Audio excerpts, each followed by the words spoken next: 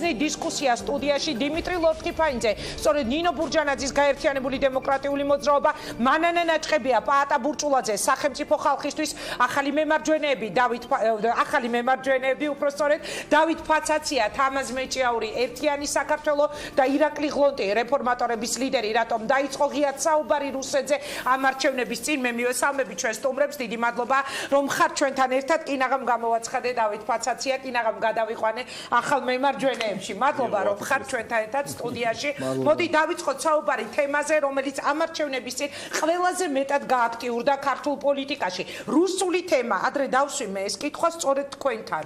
თუ ადრე ამ თემაზე ასე ღიად პოლიტიკოსები არ საუბრობდნენ ხოლმე, უკვე გახდა დასაშვები, უკვე გახდა ღიად სასაუბრო თემა და უფრო მეტიც მაგალითად ჩვენ მოვისმინეთ გუშინ ნინო ბურჯანაძისგან რუსთავიორის ეთერში, რომ პუტინი არ შეიძლება იყოს მტერი და არც მეგობარი. რა სიტყვით ბატონო დიმა, რა ხდება ქართულ პოლიტიკაში, რატომ შემოიჭრა ესე ღიად რუსული თემა? მე მგონი გუშინდელი რუსთავიორის პრეზენტაციის შემდგომ ძალიან ბევრი სკეპტიკოსიც კი დააფიქრა ქალბატონ ნინო ბურჯანაძის პოლიტიკურმა წონამ. რუსთავიორზე ნუ ვისაუბრებთ და ვისაუბროთ ნინო ბურჯანაძის და თქვენს განცხადებებზე. თქვენ ფიქრობთ, რომ საქართველოსთვის, ქართველი ამომრჩევლისთვის ეს თემა არის იმდენად მნიშვნელოვანი, რომ წინა საარჩევნო ღიად გახსნა თქვენმა გუნდმა რუსეთზე ლაპარაკი, პუტინზე ლაპარაკი, უბლოკო სტატუსზე ლაპარაკი და ეს მოგიტანთ ბევრ ხმებს? დიახ. საქმეც ამაში გახლავთ, რომ ქალბატონ ნინო ბურჯანაძე როგორც პოლიტიკოსი წარმოჩინდა მთელი თავისი ბრწყინვალებით და თავისი რესურსებით იმ ძალისხმევით, რომელსაც ის და ჩვენ მისი გუნდი არ ვაკლებთ ყველაზე უფრო ლოგიკური, ყველაზე უფრო რაციონალური გზის გამონახვას საქართველოს დეოკუპაციის კონცეფციის შექმნისა და საქართველოს ტერიტორიული მთლიანობის პოლიტიკური ფასის განსაზღვრისთვის. ჩვენ ვართ ინსტიტუციური პარტია, შიდა კონკურენციაზე დაფუძნებული პარტია, ჩვენ გვყავს ლიდერი და ჩვენ გვაქვს ძალიან მკაფიოდ გამოკვეთილი იდეოლოგია და მკაფიოდ ჩამოყალიბებული პროგრამა, თუ როგორ უნდა გამოვიყვანოთ საქართველო იმ ჩიხიდან, რომელშიც სამწუხაროდ როგორც წინა ხელისუფლებამ შეიყვანა, ისე შემდგომმა ხელისუფლებამ არაფერი იზრუნა იმისთვის, რომ ამ ჩიხიდან დაძრულიყო ქვეყანა. ჩვენ გვაქვს უბლოკო სტატუსი გამოცხადებული. რას ნიშნავს, რომ ქალბატონო ინგა, კიდევ ერთხელ რომ უთხრათ, რომ ეს უბლოკო სტატუსი ქვეყნის თავდაცვისა და უსაფრთხოების მიზნებიდან გამომდინარეობს. ქვეყნის უბლოკო სტატუსი ნიშნავს ახალი ეკონომიკური აზროვნებისთვის ახალი ნიადაგის შექმნას, ეს ნიშნავს იმას, რომ ქვეყანა უარს აცხადებს არა საკუთარი სამხედრო ძლიერების და დემილიტარიზაციის, ასე ვთქვათ, პროცესის განხორციელებისთვის, არამედ ის უარს აცხადებს იმისთვის, რომ უარი განაცხადოს ერთხელ და სამუდამოდ გახდეს რომელიმე უცხო სახელმწიფოს ან საერთაშორისო კამპანიის, ასე ვთქვათ, ბლოკისა და ასე ვთქვათ, ალიანსის წევრი.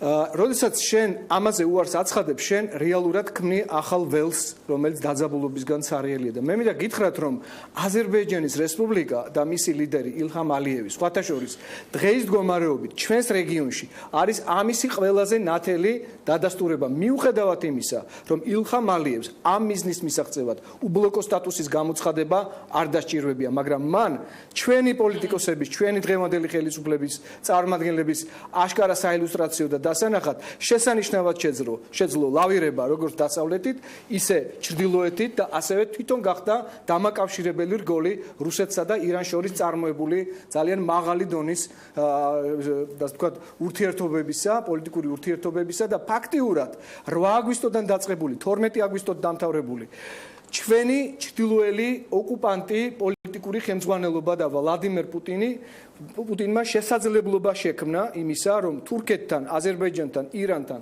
და სომხეთთან საქართველოს გვერდის ავლით ძალიან მნიშვნელოვანი მოლაპარაკებებისთვის მიეწია. რომ ჩვენი ფეხით უნდა წავიდეთ პუტინთან, ეს არის თქვენი პოლიტიკური გუნდის განაცხადი. გუშინ ქალბატონ ნინოს დაუსვეს შეკითხვა. საქართველოს ამოცანაა, რომ პუტინი არ იყოს იძულებული, რომ საქართველოს მოექცეს როგორც მტერს. ეს არის თქვენი ამოცანა.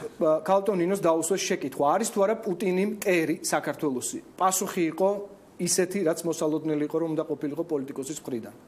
პოლიტიკაში მუდმივი მტრები და მეგობრები არ არსებობენ. ანუ ეხლა აღარ არსებობს არის მუდმივი ინტერესი და შესაბამისად ის რომ მაგალითად იაპონელები კურილის კუნძულების გამო რუსებს ოკუპანტად არც ერთი ოფიციალური დოკუმენტით არ მოიხსენიებენ. ეს სულაც არ ნიშნავს იმას რომ იაპონიას არ აქვს პრეტენზია საკუთარი ტერიტორიისთვის. ანუ მითხარეთ გამომდინარე კურილის კუნძულებიდან ეხლა რაზეც თქვენ საუბრობთ ჩვენც აღარ უნდა მოიხსენიოთ ამას ამბობ მე ხომ ამას არ ვამბობ. რუსეთი ოკუპანტად მე ვამბობ სწორედ იმას რომ საქართველოს ტერიტორიების 22%-ის ოკუპაციის, დეოკუპაციის კონცეფციის განსახორციელებლად ჩვენ გვჭირდება მოქნილი პოლიტიკა, რომელიც პირდაპირ დიალოგის რეჟიმში უნდა გახორციელდეს საქართველოსა და რუსეთს შორის. ყოველგვარი ფასილიტატორების, ყოველგვარი შუამავლების გარეშე თუ კი ესეთი შუამავლები წლების განმავლობაში არსებობის და მიუხედავად ჭიმავდნენ პოლიტიკურ პროცესს და არ იყო მათი ჩართულობა შედეგზე. მადლობა. როგორ იღებს ქართული პოლიტიკური სპექტრი განსაკუთრებით ის ნაწილი, რომლებიც ერთადერთ გზას მიიჩნევენ დასავლურ გზას, ქალბატონო მანნა, გადმოვდივართ თქვენთან შეკითხვით და ერთი ძალიან საინტერესო რამ, აქამდე ასე ღიად არის თუ არ არის რუსეთი ოკუპანტი, ასეთი ღია პასუხები არ იყო ხოლმე ქართულ პოლიტიკაში, ეხლა თუნდაც რაც განმარტა ბატონმა დიმიტრი ლორთქიფანიძემ, რა სიტყვით? პირველ რიგში იცით მაყურებლისთვის ვიტყვი და ბუნებრივია ეს ყველა მიცის ისედაც უბრალოდ შევახსენებ რომ პოლიტიკა მართლაც არის შესაძლებლობის ხელოვნება მე აბსოლუტურად მესმის აი ამ პოლიტიკური ძალის მცდელობა რომ მოიპოვოს იმ ადამიანებზე გავლენა და მათი ხმები რომლებიც მართლაც თვლიან რომ დღეს რუსეთთან ასეთი დაძაბული ურთიერთობა გამოწვეულია საქართველოს ხელისუფლების მხრიდან რომ ერთადერთი ხსნა საქართველოსი რომ დარჩეს და მოუკიდებელ სახელმწიფოდ არის რუსეთი და ასე შემდეგ და ასე შემდეგ. ეს აბსოლუტურად გასაგებია, მაგრამ მოდით მივუდგეთ, ეხლა რეალურად რას ნიშნავს მართლაც ის რაზეც საუბრობს ქალბატონი ნინო ბურჯანაძე და ბატონი დიმიტრი ლორთქიფანიძე. თუნდაც ის ციტატა, რომელიც თქვენ მოიყვანეთ, მისი გუშინდელი გამოსვლიდან ასკარად მიუთითებს, რომ რაღაც აცდენებს აქვს ადგილი, იცით და ბოლოდროინდელი განცხადებები სამწუხაროდ ქალბატონი ნინო ბურჯანაძის, ჩემთვის არის ისეთი მაღალი რანგის პოლიტიკოსისგან, როგორც ნინო ბურჯანაძეა, ცოტა გაურკვეველი და გაუგებარი, იმიტომ რომ წინა განცხადება მისი იყო, რომ სხვა ძალებისთვის მაგათაც ჩვენთვის ახალი მემარჯვენეებისთვის მას მიაჩნია რომ თავარია და ამოსავალი წერტილი არის ნატო და თურმე ნინო ბურჯანაძისთვის ამოსავალი წერტილი არის ქვეყნის დამოუკიდებლობა. აბსოლუტურად სხვადასხვა ცნებებია და მაყურებლის შეცდომაში შეყვანა, იმიტომ რომ ჩვენი მცდელობაც და ნატო იმიტომ გვინდა რომ საქართველოს იყოს დამოუკიდებელი. ამიტომ ამ კონტექსტში მოხსენიება გაუგებარი იყო და აბსოლუტურად გაუგებარი იყო გუშინდელი აი ეს კონტექსტიც რომ თურმე რუსეთი არ არის მტერი საქართველოსთვის და თურმე ამავდროულად საქართველოს უნდა გააკეთოს ყველაფერი იმისთვის რომ რუსეთს რატომღაც არაფერი არ აწყენინოს. აი ეს ყველაფერი ისე ბუდის წინააღმდეგობაში ინგა რომ რატო არ უნდა ვაწყენინო თუ ეს არ არის ჩვენი მტერი. რატო უნდა ვიყოთ მორჩილი მაინც და მაინც რუსეთის მიმართ თუ აი ჩემთვის ეს ძალიან გთხოვთ რა დიმას თქვენს და კომენტარს აუცილებლად გავაკეთებ ამის და აუცილებლად წინა ესა ეთერი იყო აუტანელი ჩემთვის იმიტომ რომ გიორგი ახვლედიანი არ მაცლიდა არაფრის დასრულებას. ეს იმას ნიშნავს ჩემთვის რომ ეს არის აშკარად მცდელობა წინასაარჩევნოდ დაირწმუნოს თავისი თავით ამ პოლიტიკურმა ძალამ და დაარწმუნოს ამ მომჩევლიც რომ მე მომეცი ხმა იმიტომ რომ მე რეალურად საქართველოს ტერიტორიულ მთლიანობას აღვადგენ აი ამ გზით პუტინის ხელი რაც რა თქმა უნდა კრემლზე გავლით მაგრამ ეს არის utopia მე ღრმად ვარ ამაში დარწმუნებული ეს არის ისევ ის პოლიტიკა რომელსაც საქართველოს წლების განმავლობაში ეწეოდა და მიაჩნდა რომ აი თუ რუსეთთან დავარეგულირებთ ურთიერთობას ამ შემთხვევაში ჩვენ რაღაცას გავაკეთებთ, მაგრამ ამავდროულად რუსეთი აი ამ განცხადებებს აწაუვათ, როდესაც რუსეთი ამბობს, რომ ჩემთვის საქართველოსთან ურთიერთობაში არის წითელი ხაზი. ეს წითელი ხაზია ის, რომ მე არ ვაღიარებ უბრალოდ უკან არ წავიღებ სამხრეთის ეგრეთ წოდებული სამხრეთ ოსეთის და აფხაზეთის აღიარებას და დანარჩენზე კი ბატონო ვისაუბროთ. ამიტომ არ ვიცი ახლა თუ დიმალორთქიფანიძეს და ხო კი ბატონო თუ დიმალორთქიფანიძეს უპასუხეთ და მე ირაკლი ღონთან და დავით პაცაციასთან უნდათ რომ აი ამის გარეშე დავიწყოთ რუსეთთან საუბარი რომ ის არასოდეს უკან არ წაიღებს ამას დავიწყოთ კი ბატონო ერთ რამეში რა თქმა უნდა ვეთანხმები რომ ჩვენი ქვეყნის რიტორიკა არ უნდა იყოს ის რაც ჰქონდა ნაციონალურ მოძრაობას. მემარჯვენეების პოზიცია ამ მიმართულებით ინგა არ შეცვლილა. ჩვენ ამას ვეუბნებოდით ნაციონალურ მოძრაობასაც ირაკლი ოქრუაშვილსაც როდესაც თავის დროზე მან აი ესეთი ჩემი აზრით ძალიან ცუდი განცხადებები გააკეთა, მაგრამ ერთი მხრივ ქვეყნის მოსახლეობას უთხრა რომ თურმე ეს მოგიტანს გათავისუფლებას და ევროპისკენ მიმავალი გზა არის უტოპიური, ეს არის მოდელი შეცდომაში. მე ძალიან შემოვიფარგლები რამდენიმე ფრაზით, მაგრამ აუცილებლად უნდა გაგახსენოთ თქვენ რომ სწორედ ქალბატონი ნინო ბურჯანაძე იყო 2008 წლის ბუქარესტის სამიტამდე ის პოლიტიკოსი, რომელიც თავის დასავლელ პარტნიორებს აფრთხილებდა და პირდაპირ წინასწარმეტყველებდა. მოდით ესე ვთქვათ, რომ თუ კი საქართველოს ვერ მიიღებდა MAPS ბუქარესტის სამიტზე, მაშინ ჩვენი ქვეყნის ტერიტორიული მთლიანობა დგებოდა სერიოზული დარტყმის ქვეშ. დღეს ძალიან ბევრი დასავლელი პოლიტიკოსი ღიად აცხადებს, რომ MAP-ის მიუღებლობა 2008 წელს იყო ერთ-ერთი მთავარი ინსპირატორი რუსეთის ქმედებებისა, რომელიც საკუთარი იმპერიული ინტერესებით დასავლეთზე და გადაწყვიტეთ, რომ ქალბატონი ნინო ბურჯანაძე წავიდა ოპოზიციაში და ეს მალევე მოხდა სწორედ აგვისტოს მოვლენებამდე. თქვენ მოგეხსენებათ იმ პერიოდამდე, როდესაც ბუქარესტის სამიტზე არ დაკმაყოფილდა სრულიად ლეგიტიმური მოთხოვნა და ჩვენ ყავდა საბედნიეროდ ის პარტნიორები აღმოსავლეთ ევროპის სახელმწიფოებში, რომლებიც ხარს უჭერდნენ საქართველოსთვის MAP-ის მინიჭებას, მაგრამ მიუნიჭებლობამ გამოიწვია კრახი. ბუნებრივია ის პოლიტიკოსი, რომელიც აფრთხილებდა დასავლელ პარტნიორებს ასეთ შედეგებზე, ვეღარ დარჩებოდა იმის იმედად, რასაც იმის იმედად მადლობა დიდი ბატონო დიმიტრი უპასუხეთ. მანა უპასუხეთ და გადავდივარ. როგორ შეიძლება რომ ნატოს კარზე აკაკუნებდი ამდენ ხანს ისინი არ გიღებდნენ და ჯიუტად ამტკიცებდნენ რომ ნატო არის ერთადერთი მიზანი ლეგიტიმური საქართველოს რომ საქართველოს მიაღწიოს დიდი მადლობა მანა უპასუხეთ და გადავდივარ დავით ფაცაციასთან და ირაკლი მედი მაპატია ჩემთვის აბსოლუტურად არ არის სარწმუნო რასაც თქვენ ბრძანეთ რომ ნინო ბურჯანაძე იმიტომ წავიდა ოპოზიციაში რომ ერთ-ერთი მიზეზი იყო ხო ნინო ბურჯანაძე იმიტომ წავიდა ოპოზიციაში რომ იქ იყო რაღაც შეუთანხმებლობა სიებთან დაკავშირებით და შიდა დაპირისპირება ამიტომ ძალიან ხო შეცდომაში ნუ შევიდეთ დისკომფორტი არ ყოფილიყო ერთ-ერთი დაკავშირებული იყო პოლიტიკურ პროცესთან ბუნებრივია უნდა ყოფილიყო დაკავშირებული რა შეიძლება ძალიან მნიშვნელოვან თემას რომელზეც თქვენ საუბრობთ თქვენ უბრალოდ ილუზიას უქმნით საქართველოს მოსახლეობას რომ თურმე უნდა განაწყენდეთ იმის გამო რომ ნატომ ამდენი ხნის განმავლობაში სრულიად ობიექტური მიზეზების გამო რომელშიც სხვათა შორის წინა ხელისუფლების ხელიც ურევია და წინა ხელისუფლების ბრალეულობაც არის ამიტომ თურმე უნდა წავიდეთ რუსეთისკენ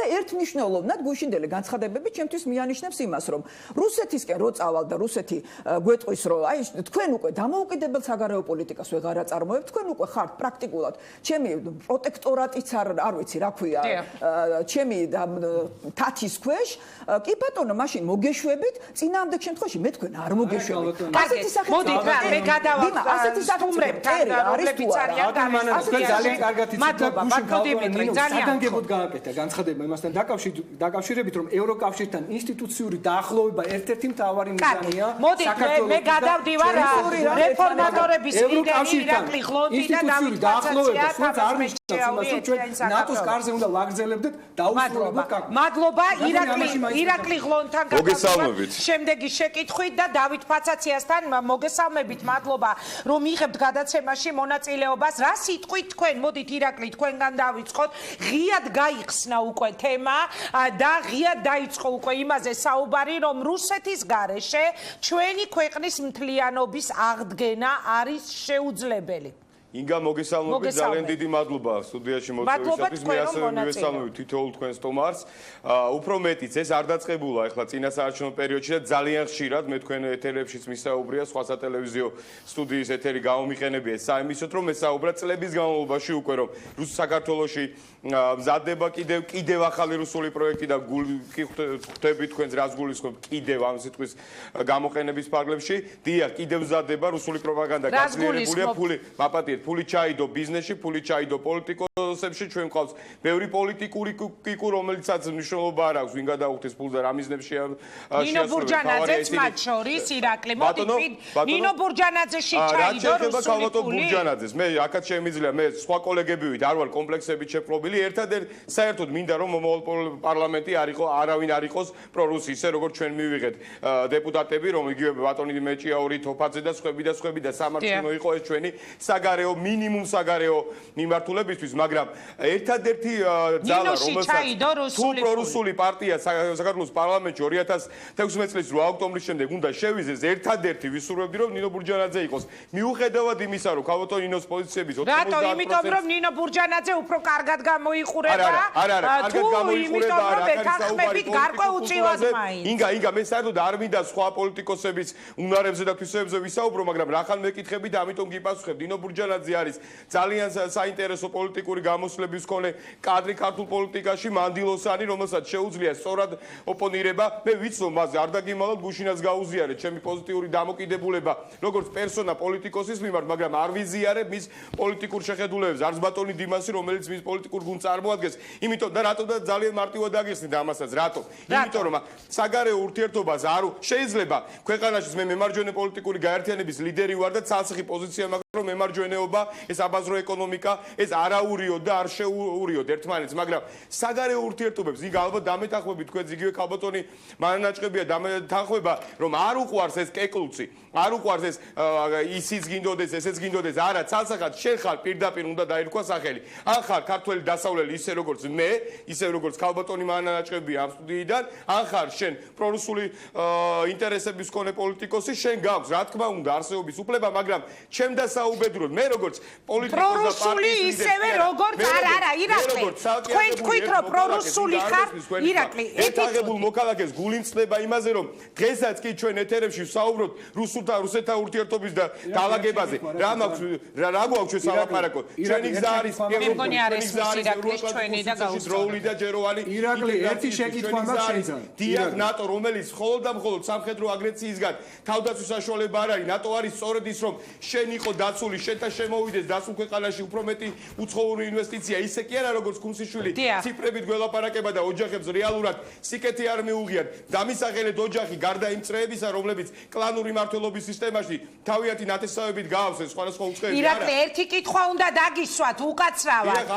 თქვენ ბძანეთ, რომ ის ქართველი პროდასავლელი, ისეთი როგორიც მე ვარ და ან მანანა ნაჭყებიაო და შემდეგ თქვით ქართველი პრორუსიო. დავაკონკრეტოთ ისეთი პრორუსი, როგორიც დიმიტრი ლორთქიფანიძე ან ნინო ბურჯანაძე არიან? ამ თეორიებში შესვლას რა აზრი აქვს? არა, როგორ არა აქვს? ხო თქვით, რომ ყველაფერს თავის სახელი უნდა დაერქვა. დიახ, რა თქმა უნდა, შენ როცა მელაპარაკები საბჭოთა იმპერიალისტური იდეების ხორჩესმაზე, დიახ, შენ როცა რუსეთთან საუბარს მელაპარაკები მესამე პირების, ანუ ჟენევის ფორმატის გარეშე, ევროპელების, ამერიკის შეერთებული შტატების ძალისხმევის გარეშე და ერთიერთზე გინდა შენ რუსეთთან დაждდე და ელაპარაკო კარასის, რომელიც მიუხედავად იმისა, რომ ხან ხაჭაპური მიაქვს სავარაუდო და აბაშიძეს და ხან კონიაკი ჩაქვს ის და ხოტბაზას ხავს, მაინც ის გვიქნებს, ხო? არა ვარ მე იმ ქვეყნის შვილი, რომელსაც თითი უნდა უკნიოს რუსმა. არა ვარ მე იმ ქვეყნის შვილი, მე არა ვარ ის ქართველი, რომელსაც შეიძლება თითი უკნიოს მართლა იმ ბინძური პოლიტიკის, სისხლიანი პოლიტიკის პოლიტიკოსებმა, რომელსაც რუსი პოლიტიკოსები ქვია და მე მოუწოდებ ყველა ჩემ კოლეგას, ქართულ პოლიტიკოსებს, უფრო მეტი პრინციპულები ვიყოთ, უფრო მეტი მაგრები ვიყოთ, წელგამართულები ვიყოთ. ჩვენ შეგვიძლია ვიყოთ ძალიან მაგარი სპორტსმენები, ძალიან მაგარი მეცნიერების ქვეყანა ვიყოთ. ჩვენ შეგვიძლია ძალიან მაგარი კულტურული მუშაკები ვყავდეს. მოდი ამაზე მივაქციოთ. კარგი, ირაკლი, მომეცით საშუალება, რომ დისკუსიის რეჟიმი გქონდეს. ირაკლი, მადლობა. მადლობა გადაუხადო ირაკლი. ერთი წუთი დიმიტრის სურს რაღაცის თქმა და გადავდივარ დავით ფაცაციასთან. ის ძალიან კორექტული და ესე იგი გულწრფელი დამოკიდებულებისთვის ქალბატონი ისთვის უხდით მადლობას პრორუსი პოლიტიკოსიაო პუტინის ინტერესების გამტარებელი. ლამაზი სიტყვებით, მაგრამ ასე გიწევთ. ჩვენი პოლიტიკური გუნდის შესაძლებლობების დაფასებისთვის. მან გააკეთა განცხადება გულწრფელი, მე ვფიქრობ, მაგრამ არ ნუეწყინება მას. აქ იგრძნობა ერთგვარი დასავლური ნარატივი. რომ თუ არ ახარ, ასე თქვა, თუ არ ახარ ნატოისტი, ესე იგი აპრიორი უკვე ხარ პრორუსული. არა. და ის რომ შენ, მაგალითად, მე მინდოდა მეკითხა ირაკლი შენთვის, ილხამ ალიევი, ვინ არის? პროდასავლელია თუ პრორუსი პოლიტიკოსი?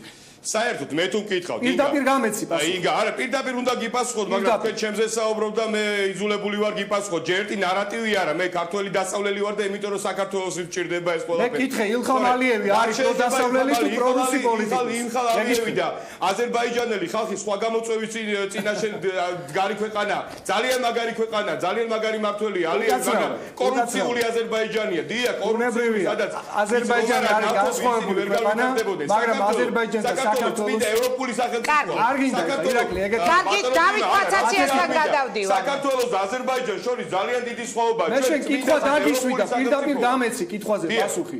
ილხამ ალიევი არის პროდასავლელი თუ პრორუსი პოლიტიკოსი? ილხამ ალიევი სომხეთის ხელისუფლებისგან განსხვავებით ლადისი არ მოიაზრება როგორც პრორუსი, მაგრამ ის თამაშობს თამაშს რუსების მადლობა. 10 წუთის წინ შენ თქვი რომ თუ არა ხარ პროდასავლელი ხარ პრორუსი და ესე იგი ილხამ ალიევი. ასია ილხამ ალიევი არ არის დასავლელი რა თქმა უნდა. არ არის დასავლელი. კარგი. არ არის რა. კარგი, გადავდივარ დავით პაცაციასთან. მადლობა. მაგრამ მას აქვს ძალიან ინტენსიური პარტნიორული ურთიერთობები ნატოს წევრ სახელმწიფო თურქეთთან. არ დაგავიწყეთ იქ საუბარი.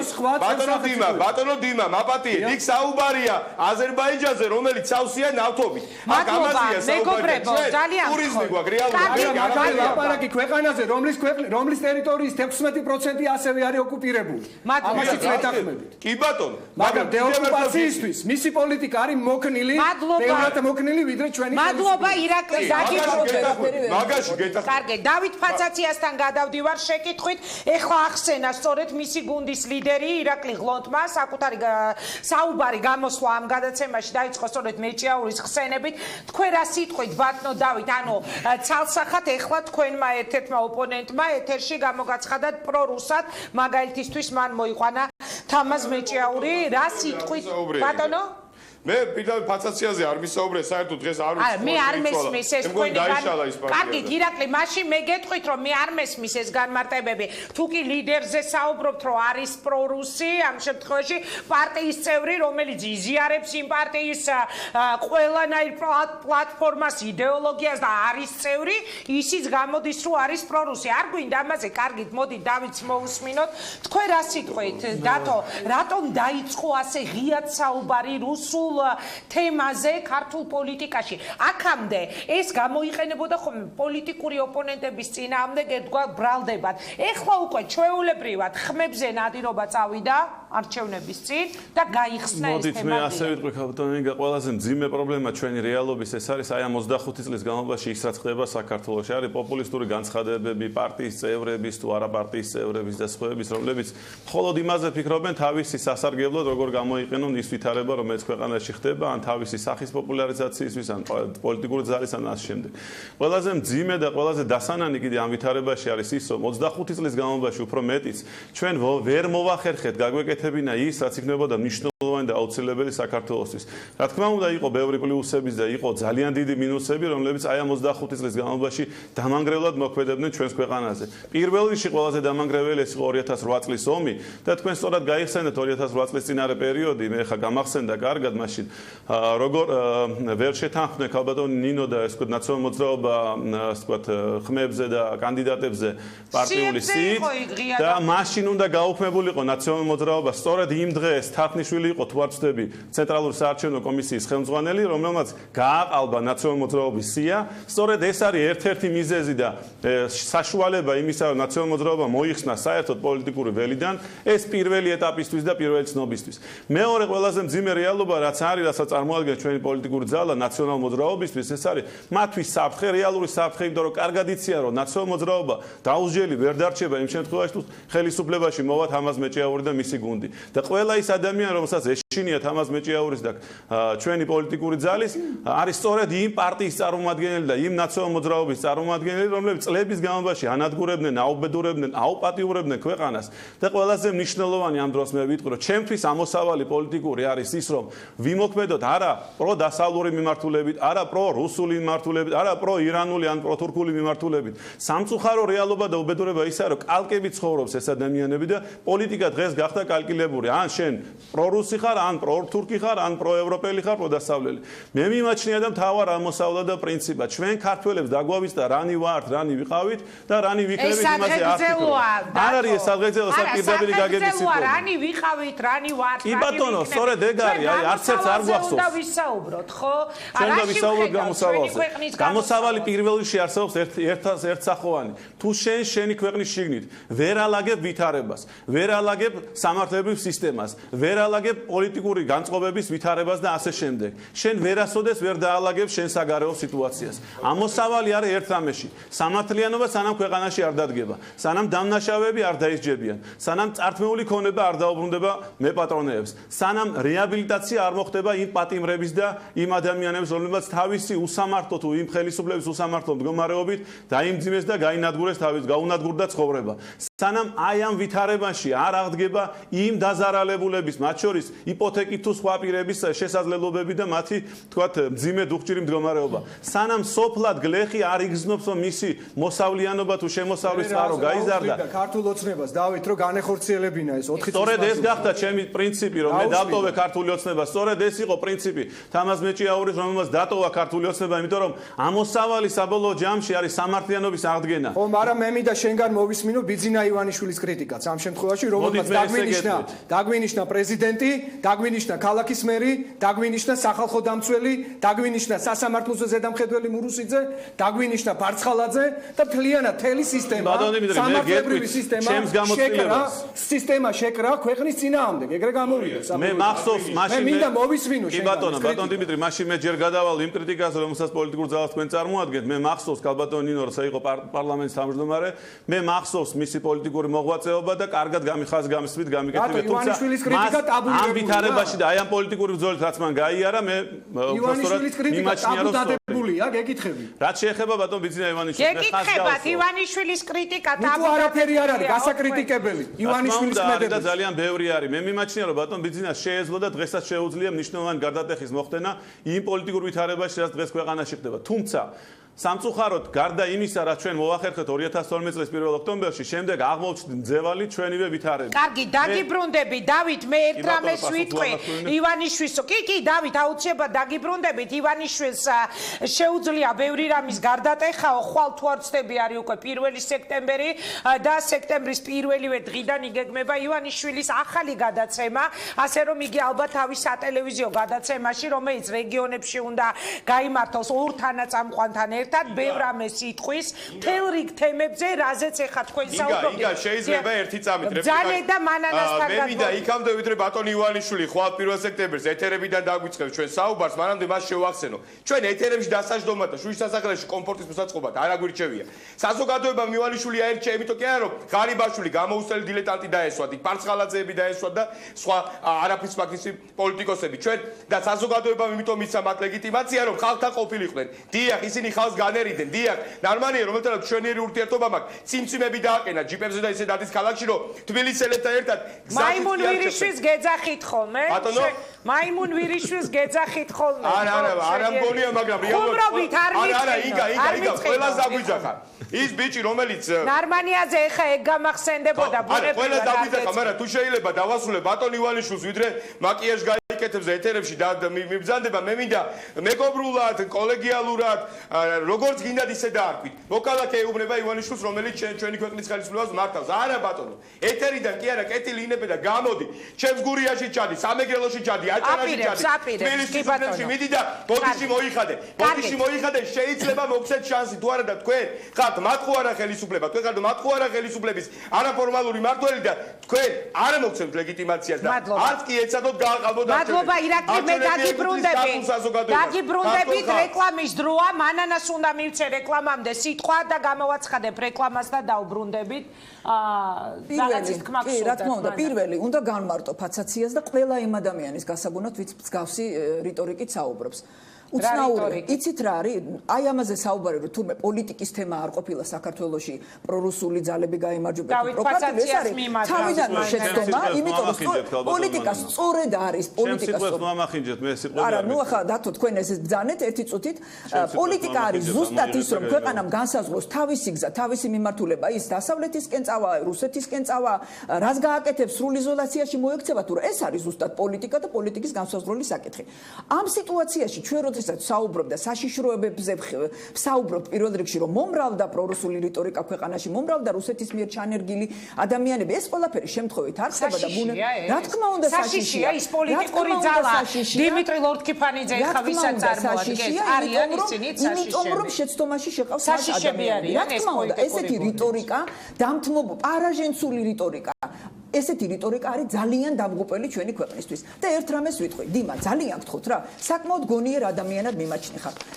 თქვენ თვლით თუ არა რომ რუსეთი რომელსაც აი პირდაპირ ქალბატონი ნინო ამბობს რომ თურმე კოჭი უნდა უგოროთ და არ უნდა გავაბრაზოთ იმიტომ რომ შეიძლება რუსეთი მოვიდეს და ისიც წაგვართოს რაც დარჩა წასართმევი ეს ერთი თურმე არჩევანია საქართველოსთვის კარგი არჩევანი და არა დამოწადეთ რა რას მეტყვით თქვენისთანა წონიანი პოლიტიკოსი არ უნდა ექცეოდეს მომღერალი ბანის ჭრილის ქვეშ და ნეოლიბერალიანისტული იდეოლოგიის მსხვერპლი თქვენ პირადად მანანა ნაჭყები არ უნდა ხდებოდეს გეტყვით იმას სულელური გამონათქვამების მსხვერპლი და მის გამო თქვენ არ უნდა სულელური გამონათქვამების ვისი დიმიტრი ერთი შეხედვით სულელური გამონათქვამების მილიონიანი სოციალურად დაუცველთა ერთიანი ბაზის სისტემის შექმნისა ეს არის იდეოლოგიური ტრენდის განვითარების მცდელობა ეს არის ბენდუკიძის შეშელიძის დოქტრინა ზუსტად ეს არის ნეოლიბერტარიანიზმი ეს არის ულტრალიბერალური ღირებულებების დემონსტრირება და თქვენისთანა წონი მე მართლა გეუბნები კი არ გეპირფერებით თქვენ რამდენი წელია პოლიტიკაში ხართ?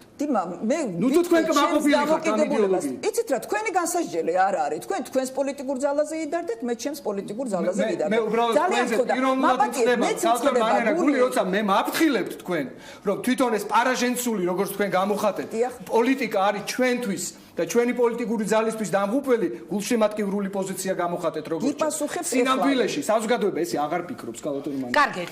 საზოგადოება დაიღალა ამ თქვენი ნატოს ძახით. რატომ იცით? ეს ნატო არის თქვენი პაიოკი. იმ ადამიანების ეს არის ბოდიში კარმუშკა იმ ადამიანების რომლებიც იღებენ გრანტებს. დიმა, ერთი სამოქალაქო საზოგადოება იცით რამდენი ფინანსდება პროდასავლური ძალების მხრიდან? მე კიდე დავიღალე 100 მილიონი ლარი პოლიტიკური დებატების კულტურა არ აქვს. ნუ მეჩრებით სიტყვაში თქვენ იმიტომ რომ თქვენ მე მეუბნევით რომ ჩვენი პოლიტიკა არის პარაჟენცული და მაფრთხილებდა გულშემატკივრის პოზიციიდან გამომდინარე. ჩემი აზრი და მე მიპასუხებ. მე და სხვა შემოსასწრაფო დაკავშირებით განცხადებაც გავაკეთე. რეკლამის შემდეგ შეიძლება რაზე მაძლევ? რაზეც მე კითხვა არ დამისვამს.